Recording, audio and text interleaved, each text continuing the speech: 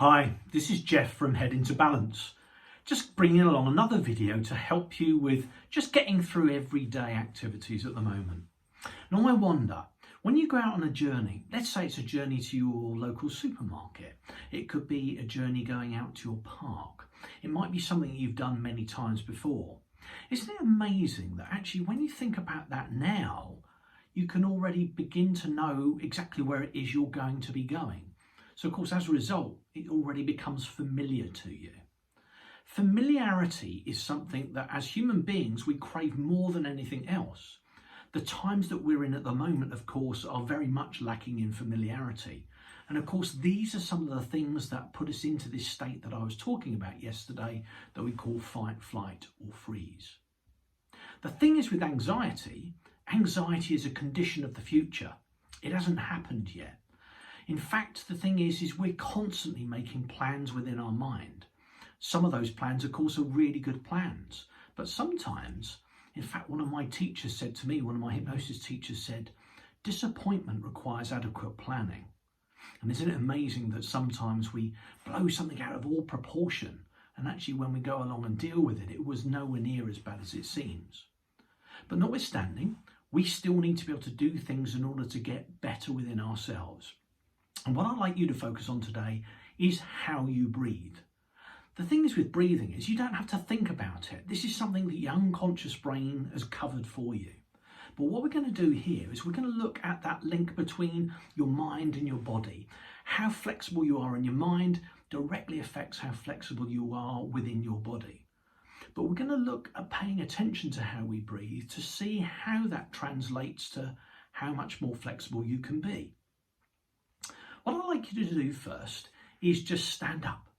Now, once you're now stood up, I want you to stand and then I want you to rotate at your waist and then as far as you can, turn around to your left-hand side and pay attention to what you can see.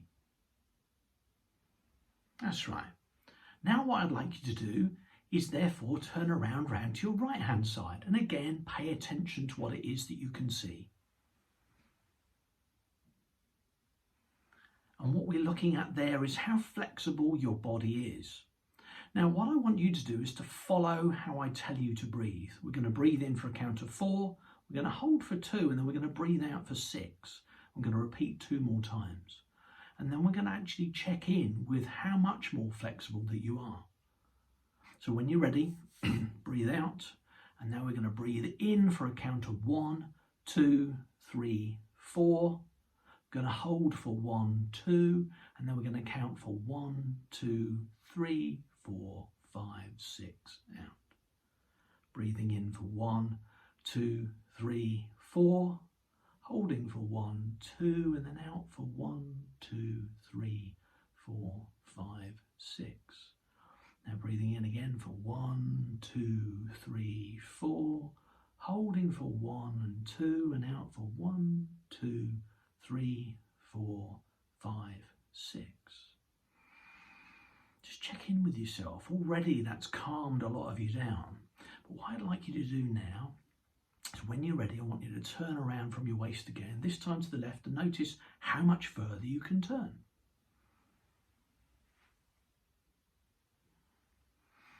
And then turn around to your right, and now notice how much further you can turn.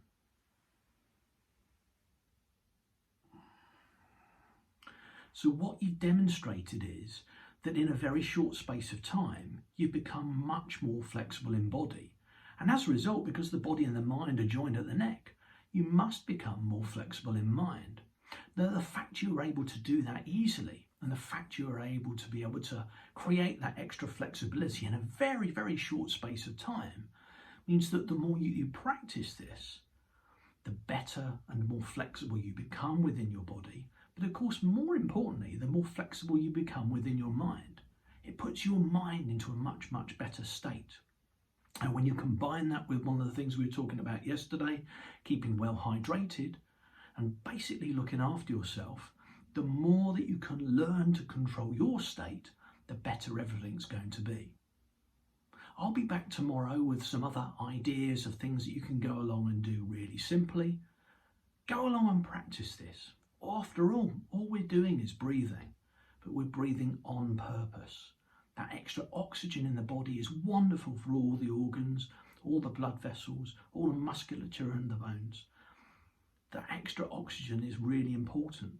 Some of you probably aren't aware, your brain uses 70 litres of oxygen a day. It pumps 1,200 litres of blood throughout the day. It's a busy organ, and at the moment it's got a lot on its mind. You can help it out by beginning to take control and looking after yourself nice and easily. So just remember to breathe, and I'll look forward to seeing you again very soon.